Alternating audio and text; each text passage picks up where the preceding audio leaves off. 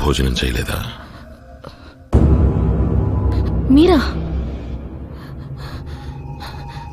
మీరు నన్ను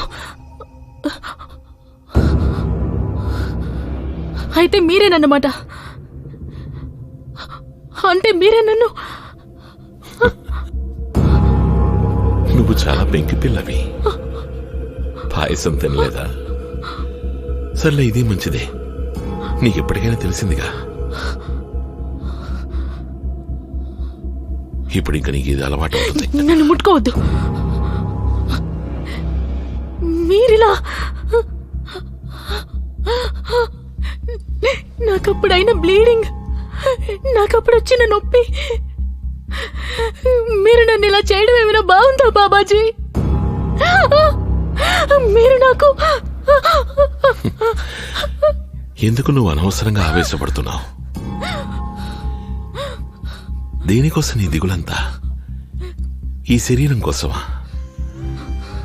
ఈ శరీరం అశాశ్వతం పమ్మి. ఏదో ఒకరోజు కాలి బూడిదవుతుంది. నేను నీ శరీరంతో కాదు, నీ ఆత్మతో సంబంధం పెట్టుకున్నాను. మీరు నన్ను రేప్ చేశారు బాబాజీ, అది కూడా నన్ను మూర్చిపోయేట్టు చేసి. ఇందుకే నువ్వంటే నాకు చాలా ఇష్టం.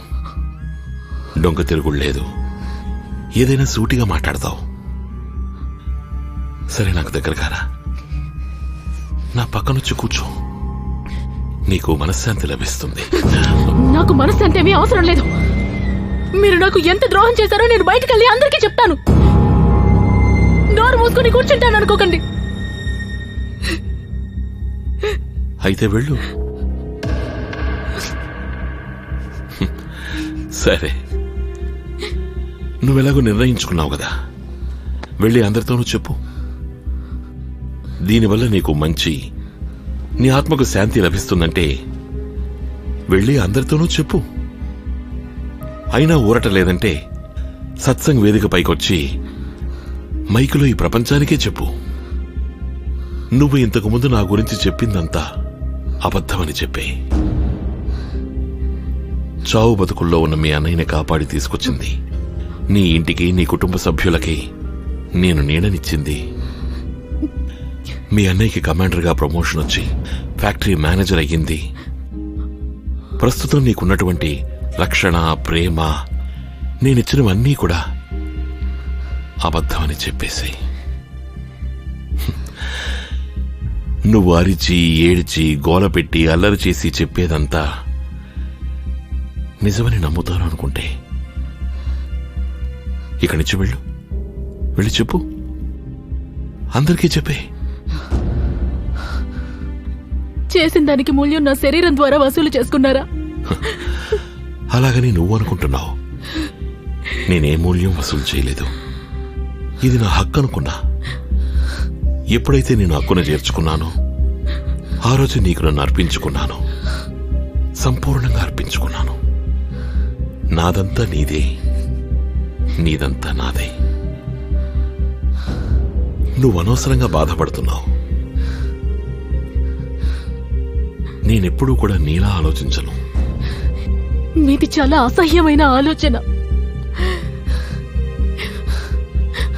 నేను ఇక్కడి నుంచి వెళ్ళాలి.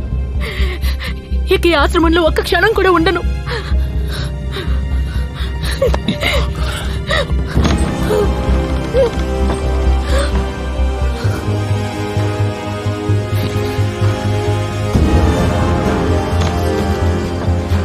ఏమైంది పిల్ల?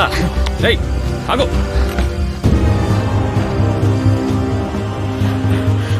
సర్వదేవ బాబాజీ,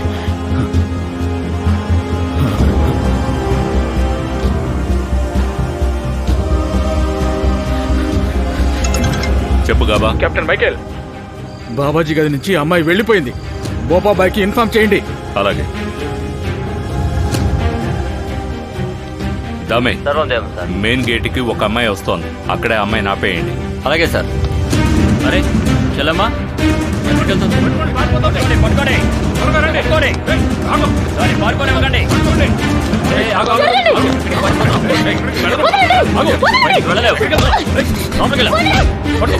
వెళ్ళనివ్వండి నన్ను. ఏయ్, అరవకు.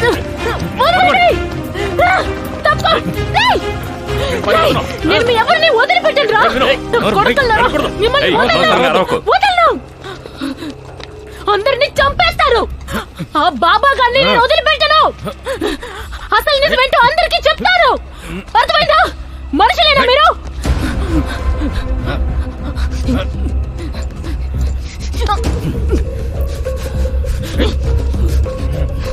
చెప్తున్నా కొడుక, ధైర్యం ఉంటే నా చేతుల్ని వదలమనరా, అప్పుడు చూపిస్తాను నేనెవరినో.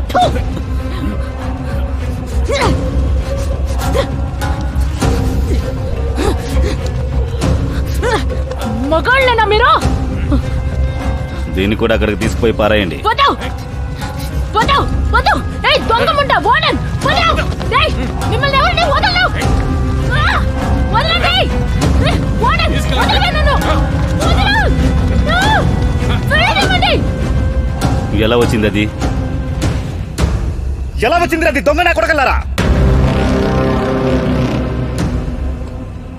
ఇక్కడికి అది ఎలా వచ్చిందిరా? వదలండి నన్ను! వదలు! చంపేస్తారే దొంగముండ! వదలు! వదలు! ఎక్కడికి తీసుకెళ్తున్నారు? వదలండి! నేను రాను! నేను ఎక్కడికి రాను! వదలండి! వదలు! చేతులు చెయ్యదులు! ఆ బాబా గారు దొంగ కొడుకు వాడిని చంపేస్తాను నేను! ఎవరిని వదిలిపెట్టను!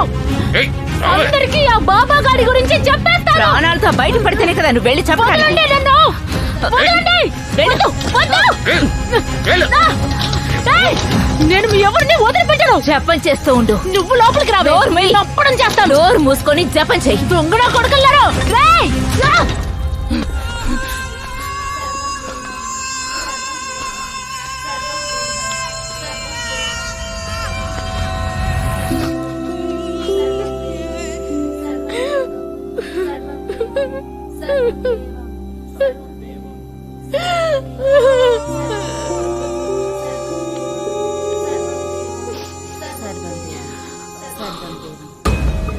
నేను నీతో ఎలా చెప్తే మారుతావో అర్థం కావడం లేదు. ఎలక్షన్స్ అయ్యేంత వరకైనా నువ్వు కంట్రోల్ చేసుకోవచ్చు కదా. పోరా పిచ్చోడా, ఈ దేశంలో ఎప్పుడు ఏదో ఒక ఎలక్షన్ ఉంటూనే ఉంటుంది. ఒకటైన వెంటనే ఇంకోటి మొదలవుతుంది. అందుకని బతకడం మానేస్తావా? మిగతా వాళ్ళ బ్రతుకులెందుకు నరకం చేస్తున్నావు? నువ్వు చేసే పంటని క్లీన్ చేయలేక చచ్చిపోతున్నాను. మరి నీలాంటి వాళ్ళని నేను ఎందుకని పోషిస్తున్నాను అనుకుంటున్నావు భోపా? నీ వల్ల కాకపోతే నాకు చెప్పు. అంతేకాని ఇంకెప్పుడు ఇలా వచ్చి నాకు ఉచిత సలహాలు ఇవ్వడం మాత్రం చెయ్యొద్దు. వీటన్నిటికీ అతీతున్నయ్యాను నేను. అలాగే బాబాజీ.